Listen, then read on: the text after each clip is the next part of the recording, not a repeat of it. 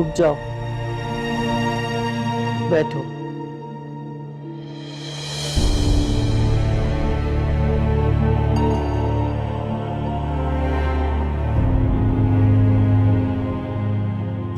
क्या सोचा है तुमने? किस बारे में? हारून तुम्हारी जिंदगी से चला गया है, वो अब वापस नहीं आएगा। उसके इंतजार में अपनी जिंदगी बर्बाद मत करो। हारून की कोई लाश भी मुझे ला कर दे दे, मैं तब भी फारूक से शादी नहीं करूंगी। क्यों? क्यों? हाँ, क्यों? मैं आपको सब कुछ बता चुकी हूँ। नहीं, सब कुछ नहीं बताया है तुमने।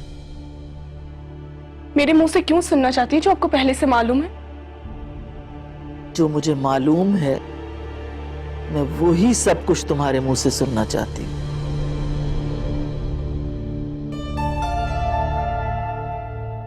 कराहत जानती हूँ, उल्टी घिन जो चूहे, कॉकरोच और छिपकली को देखकर आती है, वैसा ही। शीरी की बातें मत दोहराओ, अपनी बात करो। मेरी बातें बहुत सख्त है, आपको बहुत तकलीफ होगी। जिस दिन से उसने मुझे छुआ है, अपना जिस्म खुरच खुरच कर धोती हूं, उस बर्तन की तरह जिसमें कोई कुत्ता मुंह मार देता है।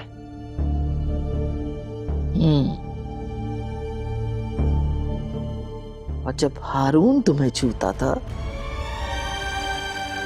तब तुम्हें कैसा महसूस होता था? उसने मुझे कभी नहीं छुआ। किसी नामहरम का छूना हर शरीफ और पाकबाज औरत को इतना ही बुरा लगता है, लेकिन जब वो महरम बन जाता है, वो सिर्फ उसी मर्द का छूना अच्छा लगता है।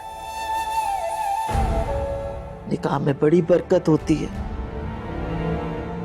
इससे आज तुम्हें कराहत आ रही है, शादी के बाद उसी से मोहब्बत हो जाएगी। जी बीबी जान, यही बातें आपने उससे भी कही थी, जो 21 साल तक उसके नाम पर बैठी रही थी।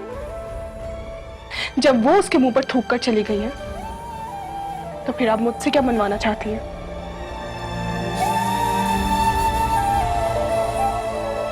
रुक जाओ, तुम्हारे पास सिर्फ 2 रास्ते हैं ज़रमीन।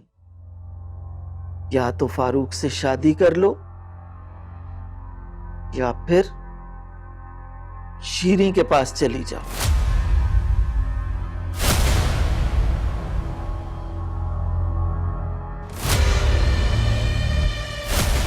ठीक है बीबी जान, मैं शीरी के पास चली जाती हूँ।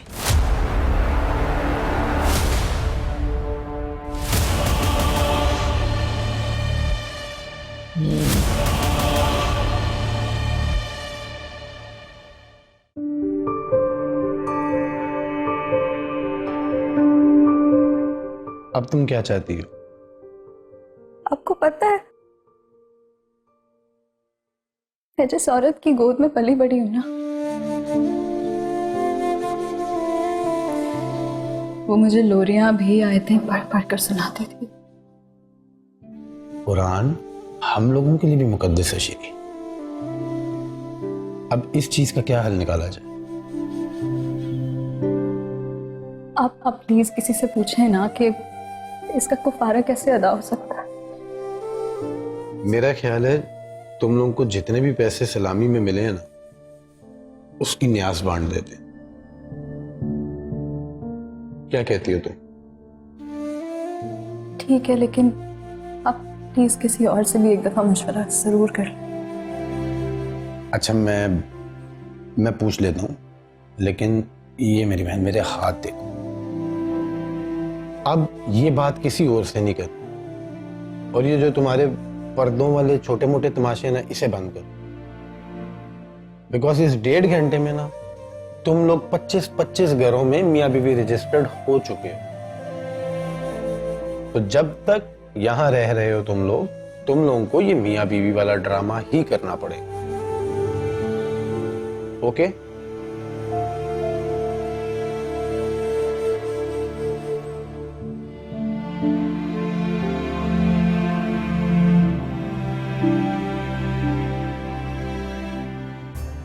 ये क्या कर रही हो तुम कोई जमीन पर पड़ी हुई चीज नहीं हो कि कोई भी उठाकर ले जाएगा तुम्हें। मैं वाकई में कोई जमीन पर पड़ी हुई चीज हूं जो कोई भी उठा के आके मुझे ले जाएगा। और मैं इस घर में नहीं रहूंगी। ये घर उसका नहीं है। ये घर आपका भी नहीं है। कहाँ जाओगी तुम? जब यहाँ से निकलूंगी ना तो फिर सोचूंगी कि मुझे कहाँ जाना है। मैं तुम्हारी माँ हूँ, कोई आस पड़ोस की औरत नहीं हूँ। अगर आप मेरी माँ होती ना तो अपना सामान बांधती और मेरे साथ चलती। मुझे तो ये समझ नहीं आता, इतना सब कुछ हो जाने के बाद आप फिर भी मुझे रोक रही हैं। माँ, मुझे मस्ता बेबी जान से नहीं, मैं वाकई जमीन पे पड़ी हुई चीज नहीं हूं जो वो मुझे अपने साथ ले जाएगी। मुझे तकलीफ है तो जुबैदा बीबी की बात से। तुम उस औरत से गिला कर रही हो जिसने खुद अपनी बेटी का गला घोंट दिया। वो तो हमेशा से ऐसी थी, मैं सिर्फ तुम्हारी खातिर उसे बर्दाश्त करती रही हूं अब तक। अब आप उसे मेरी वजह से बर्दाश्त नहीं करेंगी, एक मिनट भी बर्दाश्त नहीं करेंगी। मुझे इस घर में मलिक मजीद बहन की चादर पहना कर लेकर आया था। मैं ये चादर जुबैदा के हवाले नहीं करूंगी। बुलाया मैंने उन्हें, आने दो, बात करके जाएंगे। उन्हें आप इम्तिहानात में क्यों डालना चाहती हैं? अम्मा, वो पहले इस तरह के इम्तिहानात में नाकाम हो चुके हैं। मैंने फोन किया है ना उन्हें, आएंगे तो बात होगी उनसे। फिर तो मुझे अभी निकल जाना चाहिए। आप निकलना चाहती थी ना, मेरी वजह से यहां थी ना। हाथ दे अपना, चले मेरे साथ। रुक जाओ सरनी, बस थोड़ी देर रुक जाओ। नहीं रुक सकती।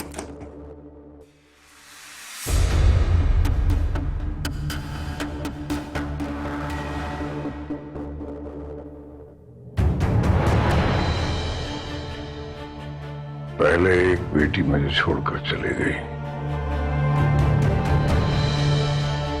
अब दूसरी भी चली जाएगी तो मेरे पास क्या रह जाएगा?